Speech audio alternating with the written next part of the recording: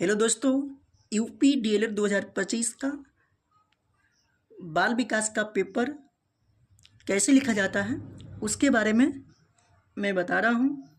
बहु विकल्पीय प्रश्न 1 से लेकर 15 तक होता है, जिसमें से जैसे प्रश्न उत्तर संख्या 1 लिखकर इसका उत्तर कैसे लिखेंगे। जैसे मान लेते हैं प्रश्न में कहा गया है 1 नंबर, जीवन के प्रथम 2 वर्षों में बालक अपने भविष्य की आधारशिला रखता है। यह कथन किसका है? तो स्ट्राइंग का है। ऐसे लिखना है जैसे ऑप्शन उसमें रहता है ऑप्शन 1 2 3 4, इसमें से ऑप्शन 1 रहेगा तो 1 डालेंगे, ए रहेगा तो ए डालेंगे।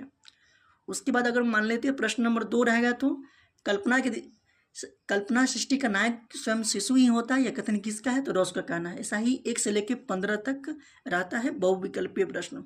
उसके बाद देखते हैं अति लघु उत्तरीय प्रश्न। अति लघु उत्तरीय प्रश्न 1 से लेकर 15 तक रहता है, 1 नंबर का, जिसमें से मान लेते हैं प्रश्नोत्तर संख्या 16 में रहेगा अभिप्रेरणा किसे कहते हैं।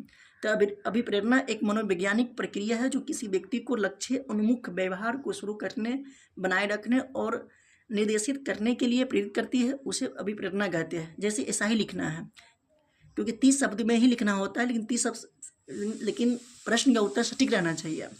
उसके बाद लघु उत्तरीय प्रश्न 31 से रहता है, यानी 10 क्वेश्चन, हर प्रश्न 2-2 नंबर का।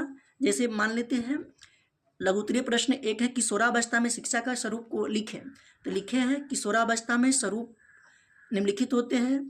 1 में शारीरिक शिक्षा की वस्तुओं का व्यवस्था, ऐसा ही लिखकर, क्योंकि 2 नंबर का होता है तो लगभग 200 से 250 शब्दों में लिखना होता है, ऐसा ही लिखा जाता है। ऐसे लिखने से पूरे नंबर मिलता है।